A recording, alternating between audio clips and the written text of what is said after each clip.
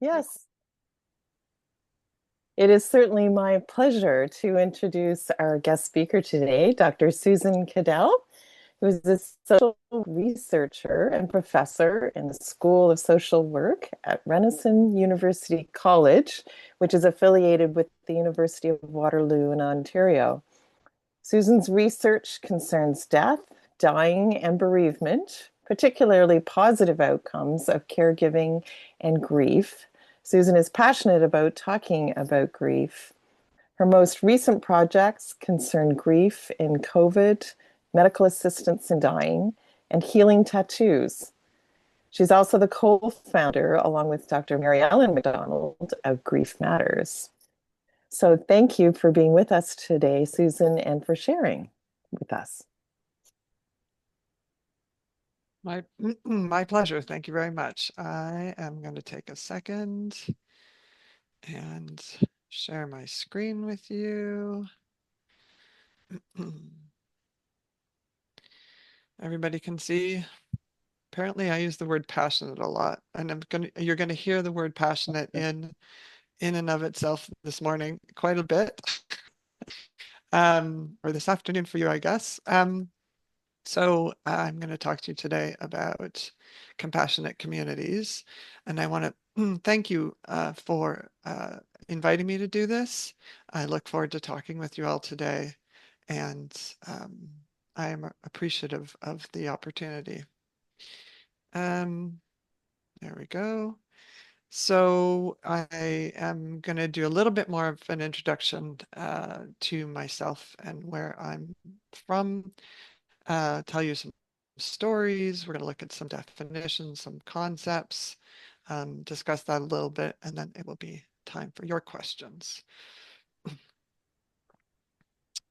So this is a photograph of Georgian Bay. I just spent the last weekend in near Georgian Bay and enjoyed the water very much. And I use this photograph because I too want to acknowledge the land that I'm on.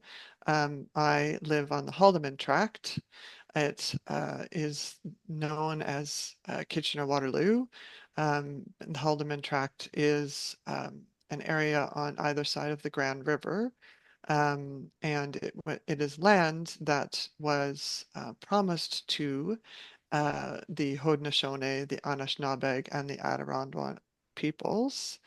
And now less than 5% of the Haldimand Tract is actually in Indigenous hands. And so it is land that was promised to and taken from.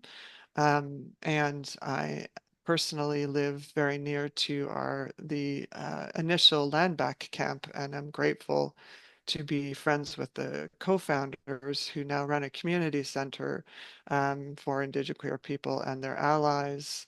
And you heard that I'm a professor at Renison and a co-founder of Grief Matters. You're probably familiar with Mary Ellen McDonald since she is a Nova Scotian, and I want to acknowledge that I'm a wannabe Nova Scotian. So I'm there are plans in the works, but none of them have come to fruition yet. So, um, and on a more personal note, I I use the pronoun she, her. I'm a mother of three adult children. One of them is a he, one of them is a she, and one of them is a they. And pronouns are very important in my family. Um, I'm married to a man from France, and on an even more personal note, today is our 33rd wedding anniversary. So it's a big Congratulations. day and thank you. The big day in my household.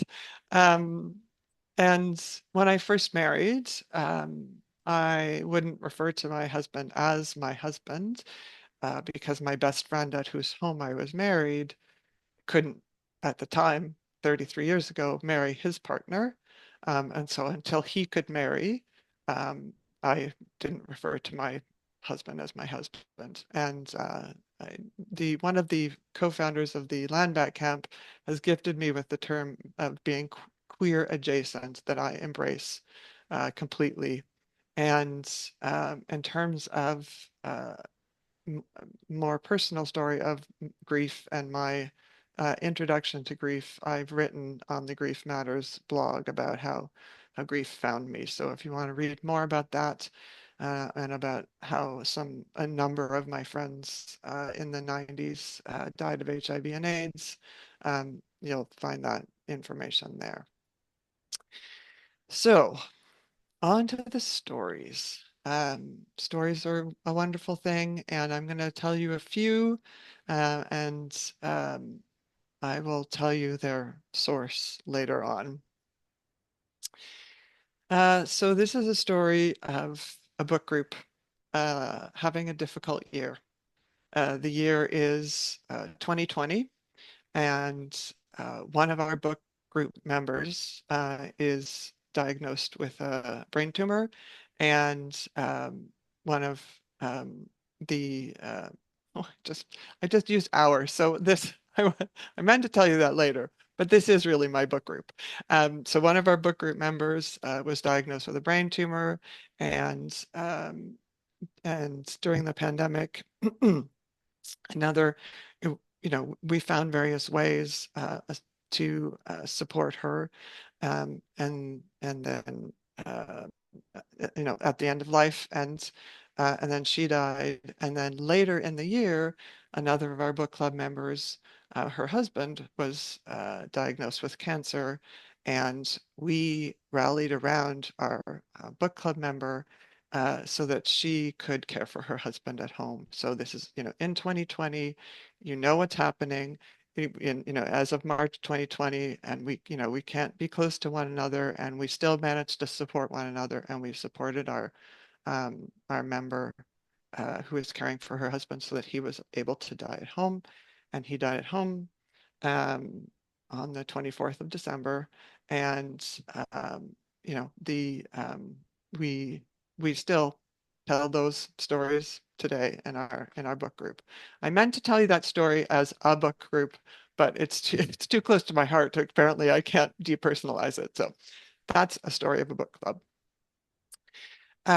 This is a story of a young woman who works for a tech company, and she and her husband have a young child who is diagnosed with cancer, and their um, families, their friends, their workplaces rally around, and there's blood drives, and there's social media about supporting this family, and working towards caring for this child.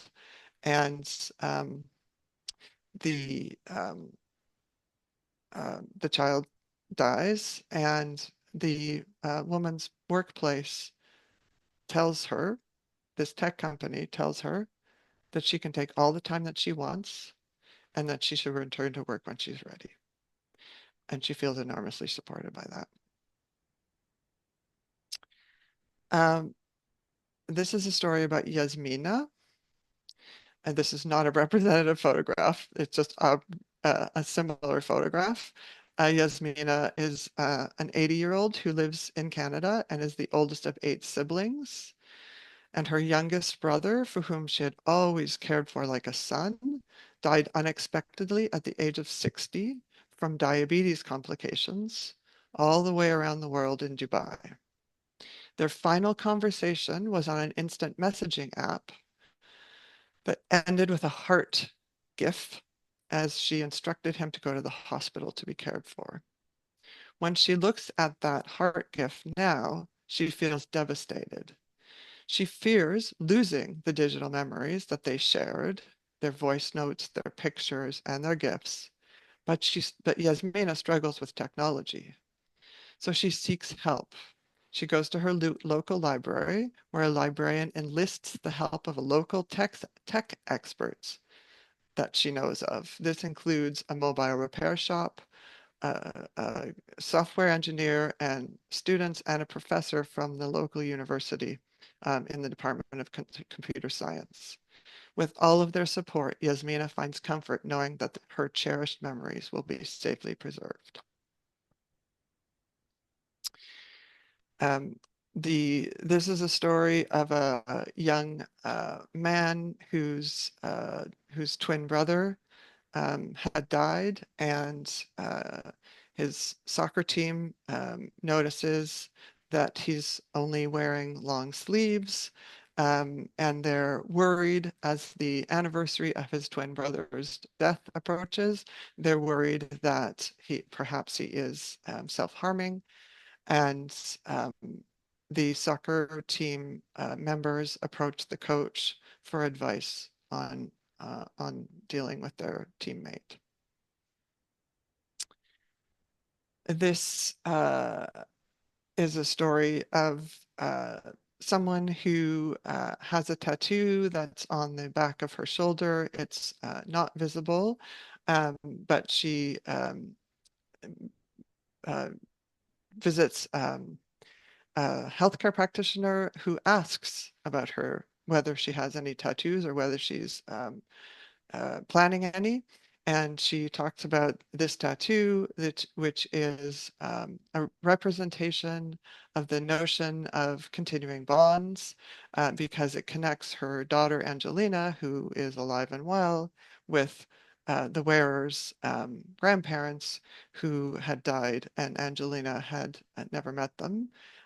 So this notion of continuing bonds, that death doesn't end a relationship, it changes a relationship. This tattoo represents that because it connects Angelina with her great grandparents, so the grandparents of the wearer of the tattoo. This is a story about a postal worker who is delivering mail and notices that the mail hasn't been picked up for a few days, and becomes a little bit concerned because the last time the postal worker saw the person who receives the mail, they had seemed a little bit confused. They had been recently widowed, and they were just concerned that they had been concerned honestly about the person having dementia. So the postal worker checks with a neighbor and reports to their supervisor, who calls upon community resources and checks on the person. So, what connects these stories? You're about to see how my brain works, and this is what I've prepared for you. So these are my thoughts on how these all connect. So they all connect through compassion.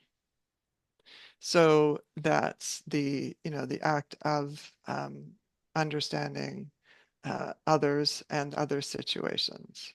However, um, compassionate communities is different than that.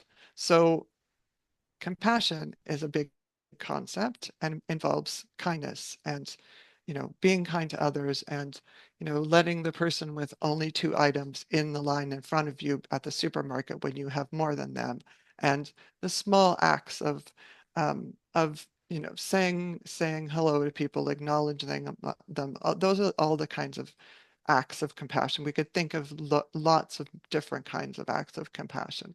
Those are all acts of compassion, which is a very big concept and includes many, many, many actions. Compassionate communities is an idea that is contained within the idea of compassion, but is specific to the end of life and death and dying and serious illness. And so compassion is bigger than compassionate communities. They're not the same. But the notion of compassionate communities comes from originally from Alan Kelleher, who is part of the Public Health Palliative Care International, and that group has stated that that compassionate communities is a public health approach to end of life, and that death, dying, and loss and care is everyone's responsibility. A public health approach to end-of-life care views the community as an equal partner in the long and complex task of providing quality health care at the end of life. That's a quote from Public Health Palliative Care International. So in compassionate communities, death and dying are viewed as a normal part of life, more than simply a medical responsibility. The death and dying are a public health and a societal issue, and it's the responsibility of all community members. In addition to that, and as part of that, the idea of death literacy is part of compassionate communities, though also not exclusive to compassionate communities. And I'll, I'll talk a little bit more about death literacy as we go along. And then grief literacy comes because death literacy mentions grief, but doesn't really deal with grief. So death literacy is inclusive of grief, but grief is bigger than just death. Grief literacy, grief can occur with any kind of loss. So that's why in my brain, these circles don't overlap perfectly. The concept of compassion is bigger than the concept of compassionate communities, and death literacy is, death literacy and grief literacy are both within the the idea of compassion and under the umbrella of compassionate communities, but they're in a sense bigger than that. So they don't overlap perfectly. So Compassionate Communities Australia has done a great deal of work. So this is this is the way that they define compassionate communities. Compassionate communities grow connectedness and compassion, working together to create a supportive environment for those in need. Compassionate communities is a practice that openly encourages, supports, and celebrates caring for each other during life's most testing times, especially those associated with life-threatening or life-limiting illness, chronic disability, being a carer, frailty, aging, dementia, dying, and grief. So who is responsible for that? The answer is all of us. We are all responsible. It's the community's responsibility. The community is me. The community is you, individuals, families, peers, neighborhoods, workplaces, schools, universities, colleges, health services, health related organizations, social organizations, governments, faith-based organizations, voluntary organizations, all kinds of services. We are all collectively responsible for compassionate communities. Death literacy is a set of knowledge and skills that make it possible to gain access to active life and death care options. People and communities with a lot of death literacy have context-specific knowledge about the death system and the ability to put that knowledge into practice. One of the actions that's come out of the death literacy movement is the notion of death cafes, hence this photograph of someone holding coffee. Death cafes are informal gatherings that usually involve um, tea and coffee and some kind of snacks. And people gather to talk about the topic, any topic related to death and dying. So sometimes it's about funerals, sometimes it's about advanced care planning, but it's to talk about death and dying. Um, and death cafes have it's a big movement, and there's been literally thousands of them throughout the world, and it's a really good example of death literacy. and the part of the death literacy movement. But you notice that while it may have impact on grief, it's not necessarily about grief. And so I was really fortunate to, along with Mary Ellen McDonald, to be part of a group that looked for um, grief literacy, and we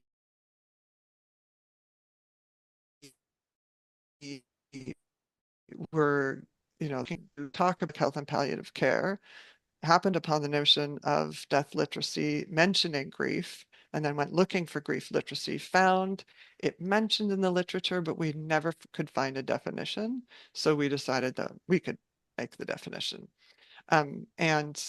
So we defined it as an individual's capacity to access, process, and use knowledge regarding the experience of loss. It's a capacity that's multidimensional in that it comprises knowledge, skills, and values, these all interconnect and are interdependent and are dependent on sociocultural contexts. And it's very much rooted in the Australian model, the public health model of bereavement support, which is at its core basically a notion of who's at risk in a palliative care context, who's at risk of complications in grief. And it was partly a way to contextualize the notion of complicated grief. Um, and it was, they theorized that only 10% of people would be at high risk. And that those are the folks who would potentially most benefit from referral to mental health professionals, and that some folks would be at moderate risk and some folks, the majority would be at low risk. And this was partly a way for them to figure out sort of how to triage folks in palliative care. And then they tested it and found that their theoretical numbers, which are the ones in black, are we're pretty close to the real numbers in their Australian state, and which are the red numbers. And when we were theorizing grief literacy, as I mentioned before, we were really thinking about um, grief as in different kinds of losses other than death. And so we created a number of vignettes that looked at all these aspects of grief, and published an article with 12 vignettes, and did follow-up vignettes in when we were in the pandemic. And I teach a course on grief and palliative care, and I invite my students to add vignettes, and a number of them have over the years. And so, for instance, the vignette about Yasmina is, I give credit to one of my former students, Usman Akhtar, who wrote the vignette about Yasmina. And we, as in 12 students and myself, have submitted an article that will hopefully publish hopefully publish the follow-up vignettes, and a little bit about the course and the assignment. And so that one particularly was from Usman.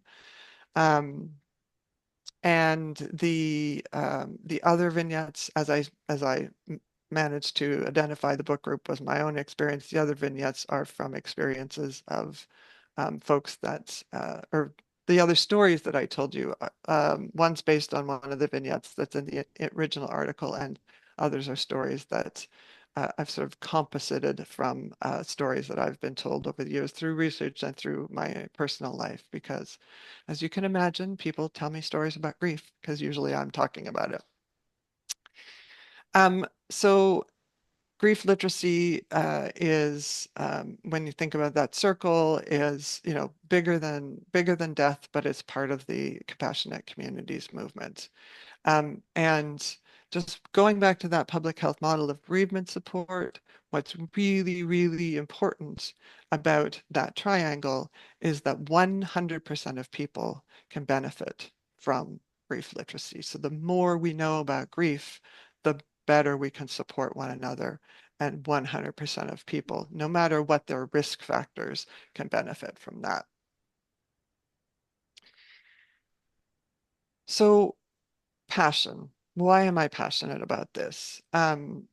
This image, I didn't have any image of Nova Scotia on hand, but I think of lighthouses in Nova Scotia, so I just grabbed an image of a lighthouse.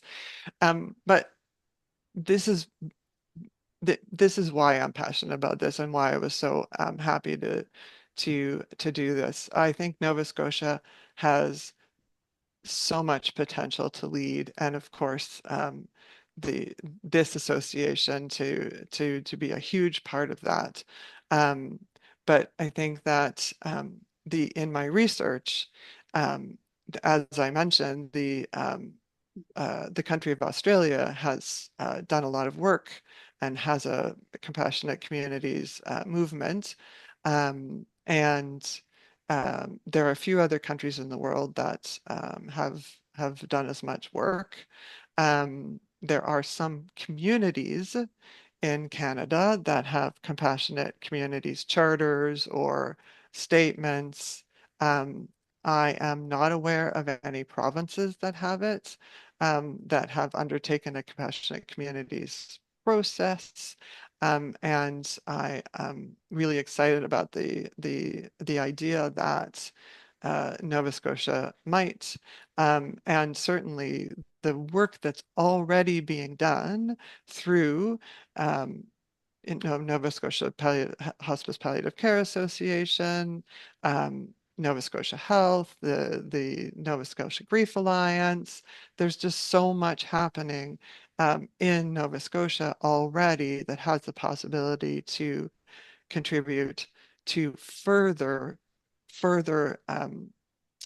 making Nova Scotia a compassionate community, officially a compassionate community, because in my opinion, everything that I've understood about Nova Scotia is that it is already a very compassionate province. But what I'm talking about is sort of an official status. So I wrote years ago about the need for grief leadership, and that I think one of the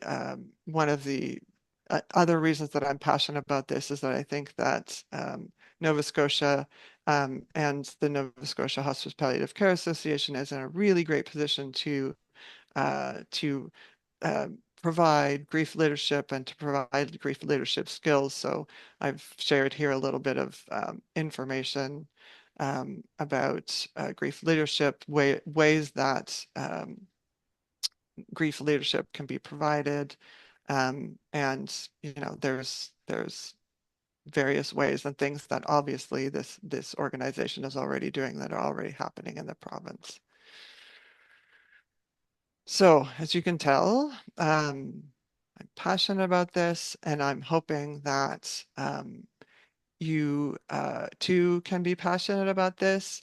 You know, there's just so much potential as I've noted in Nova Scotia and particularly, you know, in Nova Scotia Hospice Palliative Care Association. And as you transition from your dynamic board president to a new board chair, I'm confident that the momentum that's been achieved will continue, and I'm really excited to see, uh, you know, where that goes, and hopefully as part of Grief Matters to continue to be part of that because it's absolutely um, exciting to see where things go. So this is your opportunity questions, to weigh in, to provide examples, to disagree if there's anything you disagree with. anything. But this is your opportunity, and I so I'll stop sharing my screen. But before I do, I just want to say thank you for inviting me to do this. Thank you for this opportunity, and I thank you in advance for the conversation. And we'll share slides later on, and there are references and sources. As a good academic, I always have to tell you where I found these ideas. So I'm going to stop sharing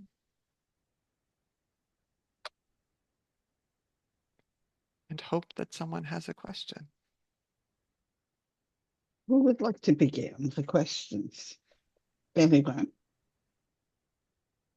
Oh, Margaret Allen, Yes. please. You've piqued my interest, Susan, in listening to you. I didn't have really a clear picture of what a compassionate community is. I'd put together a picture in my head, but I'm missing a few parts. You speak as though in order to be, you spoke of an official compassionate community. You spoke as though there are criteria which have to be met in order to do that. I've got a big gap now in my mind between um, consider a compassionate community and now this new standard that is implied by your talk. Can you say a few words? Have I I don't, get, I don't, I, the, um,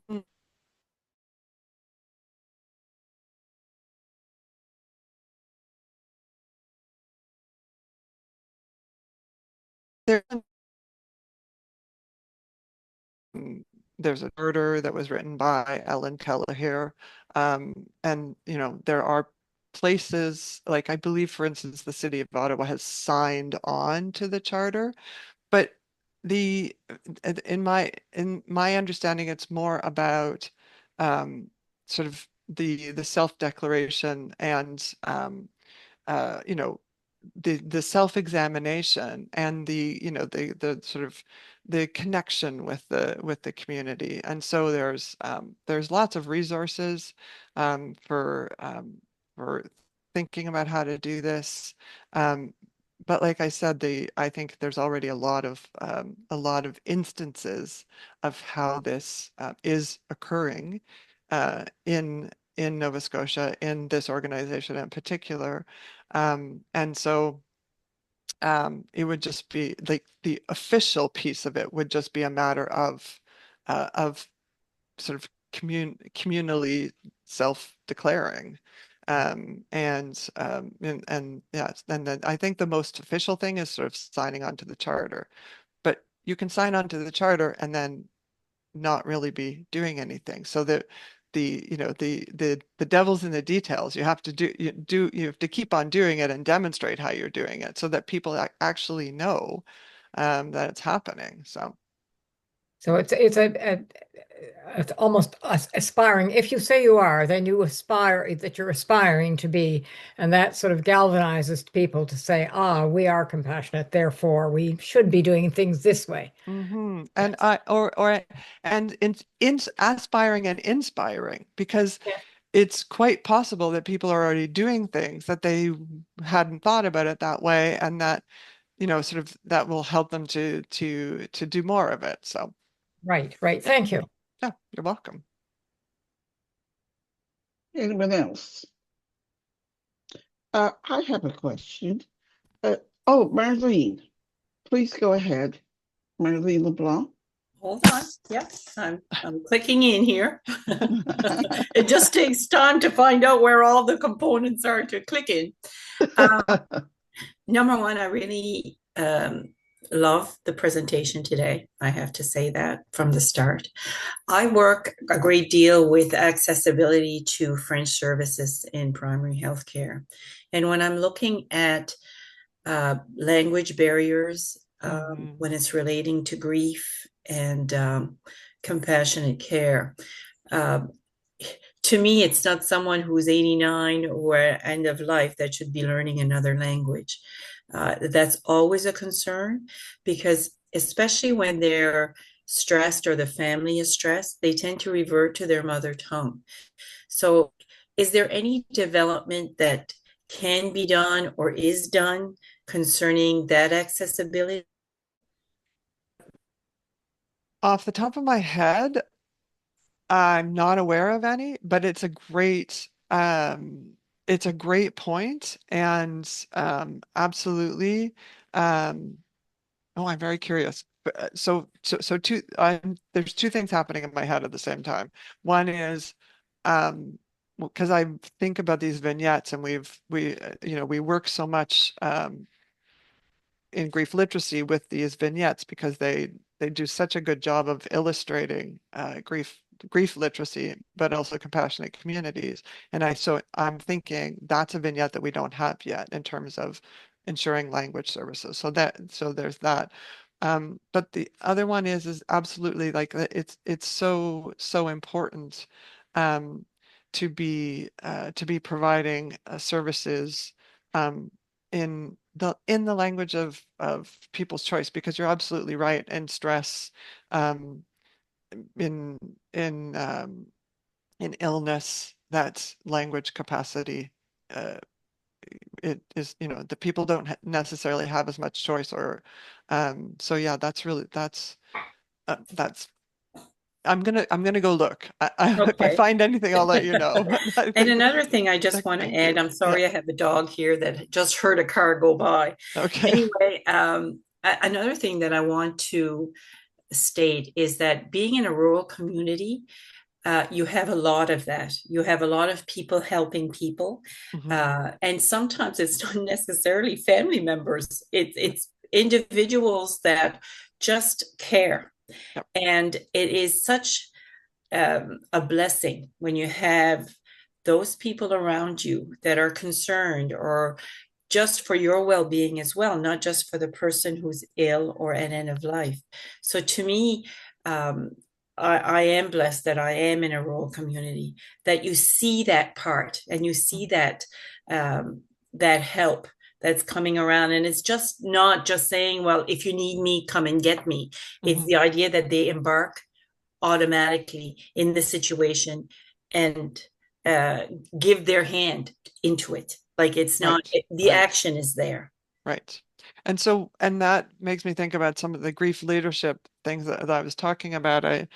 Um, One of the things about grief leadership, and I think about compassionate communities, is looking at policies. And I know that, like, for instance, in healthcare, it's about we always have to be careful about confidentiality and the protection of identity. But I think about what you're talking about with a carer who isn't necessarily a family member, that if for instance someone's helping you out and you end up in hospital, that person can sometimes be excluded, even though that might be the most helpful person, or the person who knows the most about your situation, right? So I think sometimes the um, compassion and that sort of death and grief literacy demands that we examine our policies to ensure that we're being inclusive of you know including the people who sort of matter most in people's lives, which might not be family. um, so yeah, that's a really great point. Because we see a lot now that you have youth that are not necessarily here to help out, or they're at a distance or whatever. So Yeah. many times you have to have that supportive unit Hmm. around you. Hmm. That is not, it could be friends, it could be Yes. sometimes a complete stranger that Yeah. just walks into your life. And Yep. I thank God in many, many ways that happens. And especially, Absolutely. and Yeah. you're grateful for that Yeah. Yeah. because you need that not only as the person that's ill, but the caregiver as well. So I Hmm. think it's a Hmm. combination of caring. Yeah, and the point you made about the concrete offers. So it's not just let me know. It's I can mow your lawn, I can bring you dinner, I can, you know, wash your dishes or X, Y, Z, whatever it is, I can do this. And, worst case scenario, you turn the person down because you don't need that done for you. But they're offering something concrete rather than and we talk about this a lot in grief. We so often say to people, let me know what you need. You can't, when people are stressed, they don't know what they need. But if you offer something concrete, they're much more likely to engage with that and much more capable to engage with that. You really pointed out one really good point for caregivers is that you really don't know what you need. And Yeah. at the end, you realize how burnt out you were. So you really see that development, but not realizing how much you needed your care as well. So it's really a balance. But also, I'm looking at Acadian because that's me. But there's also Indigenous population. There's African Nova Absolutely. Scotian. Yeah. I know for ourselves, we're not accustomed to ask. Mhm. And to receive something, it's not always that easy either. To accept that you need that help and you require that support. But anyway, I'm going to let other people talk. I love this conversation. That's great. Thank you. Thank you, Marlene. Sarah, you had you raised your hand. Are you there?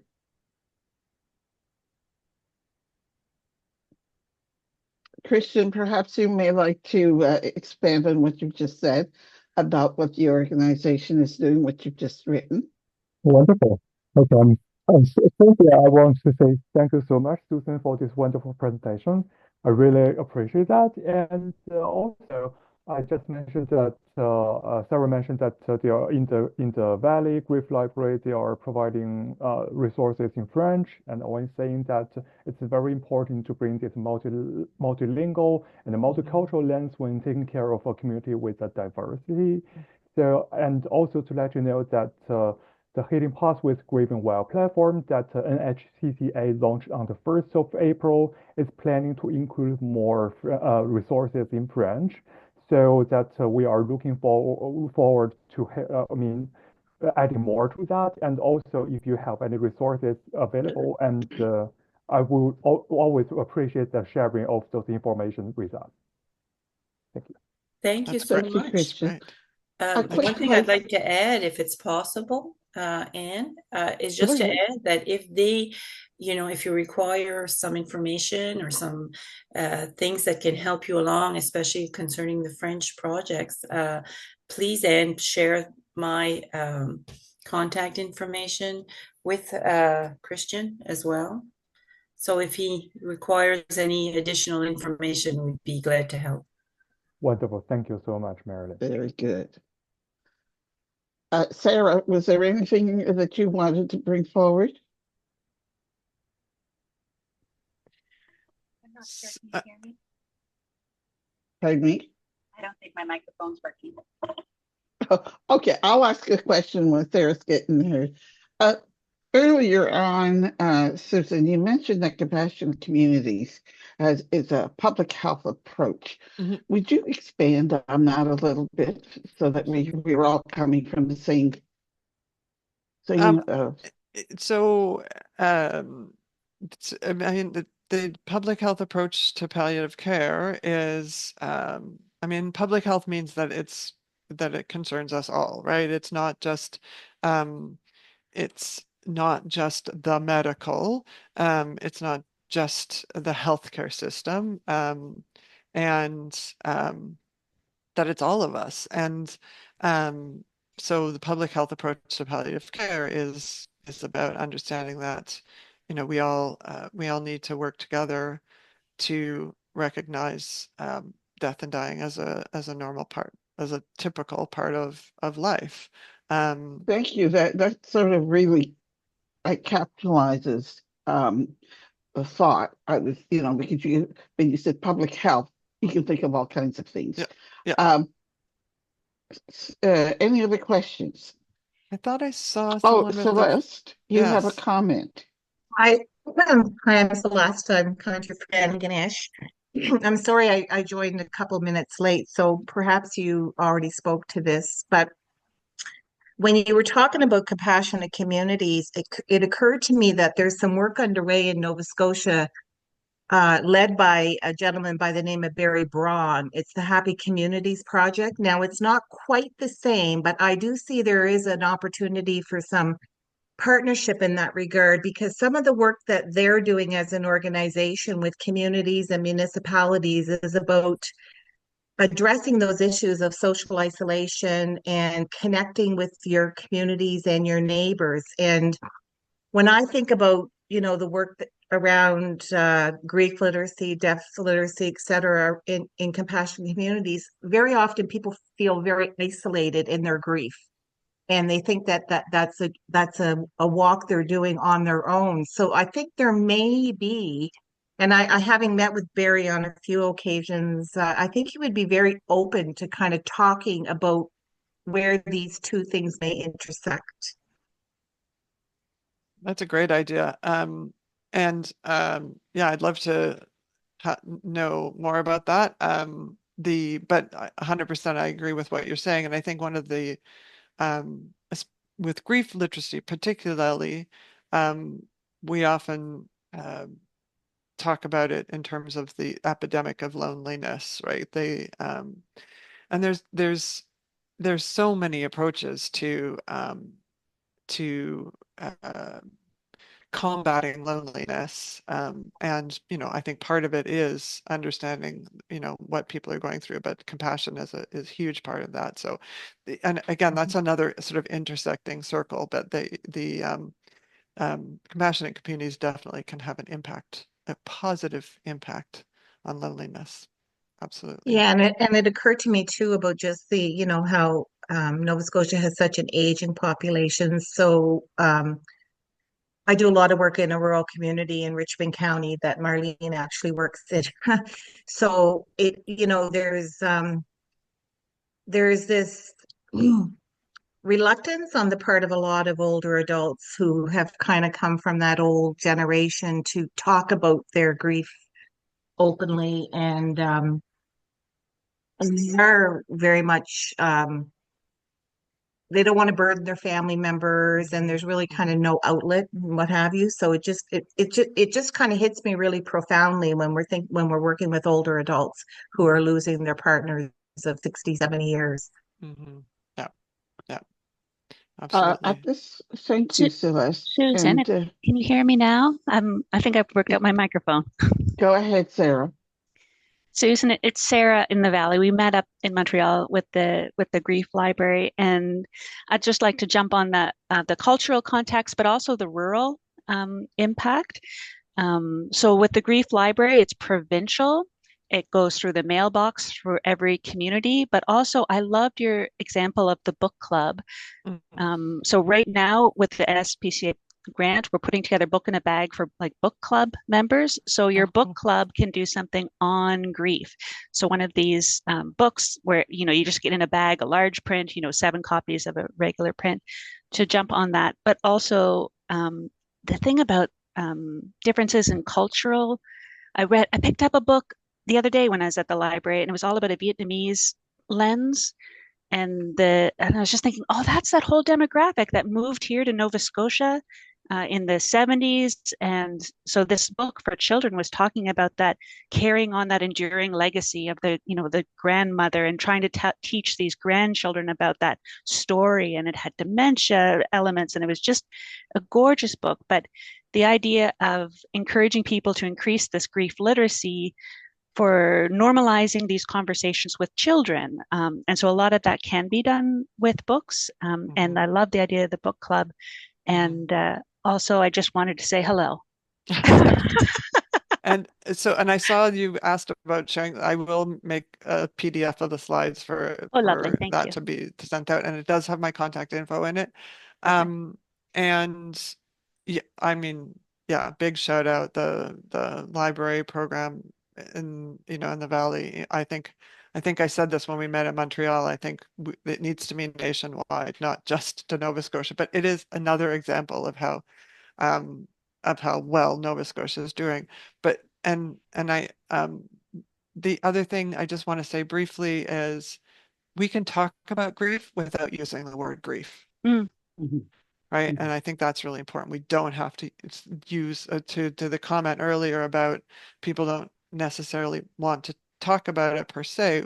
We can still offer the support, and we can still, you know, be talking about people's situations without necessarily labeling and using Yeah. the word grief. It'd be interesting to think of what some of those alternative words would be to invite that, like whether it be legacy, let's talk about, Yep.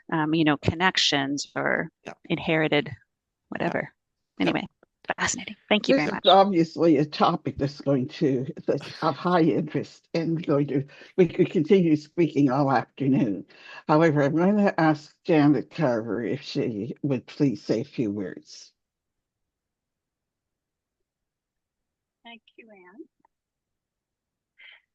Anne. Dr. Cadell, it is my pleasure to thank you for your passionate presentation about compassionate communities. Like others have said, I too was engaged from the moment you began to speak, sharing a bit about you and your story, setting the stage further by using connecting stories, helping us understand how the broad picture of compassion, how compassionate communities fits within that, as well as death literacy and grief literacy. You provided a very clear message regarding the public health approach to palliative care and emphasizing that we're all responsible for compassionate communities and that everyone can benefit from grief literacy. I thank you for inspiring us to continue the work that has begun here in Nova Scotia and the encouragement to continue to move forward, and also the potential, realizing the potential that the Nova Scotia Hospice Palliative Care Association has in providing the leadership in making Nova Scotia a formal, compassionate community. So on behalf of everyone here, my sincere thanks for an engaging and wonderful presentation. And also, again, congratulations on your special day for your 33rd anniversary. Thank you so much. Thank you. Thank you, Janet. Yeah. I should have mentioned earlier that Janet is with the Western Zone. She's a clinician, a health manager for palliative care, a longtime member, valued member of in community and certainly with NSHPCA. So thank you, Janet, as well. I'd like to ask Tim Guest at the moment to tell you the recording of today of Susan's talk will be available, and we've already had a few people look at that. And whoever wrote in the chat, we will answer these following. But Tim, if I could call upon you and let everyone know how they can receive a copy, how they can get their copy of the recording. Thanks, Anne. Once we edit the recording and separate it from the meeting recording, we'll make it available on our YouTube channel so that you can stream it from there. It'll be a lot easier to access. So. Great. I should also have mentioned that Tim is the Executive Director of Nova Scotia Hospice. And if you need anything of this nature and you need to get in touch with him, tguest at nshpca.ca, and that will reach Tim. So I think at this, Carrie, everyone's trying to bid you to move to their part of the province. Oh, hell, I might as well join. Hell, it's not that bad either. Thank you all so very much for coming today. A very special thank you to Susan. We certainly have appreciated your being here. You've given us obviously food for thought, and now we can walk away and develop those thoughts and see where it takes us. but certainly we appreciated your being here. Thank you so very much for accepting the invitation. And I will be in touch with you again. That's wonderful. Thank you very much. And thank you for the invitation. And I wish you a great meeting. Thank you so much.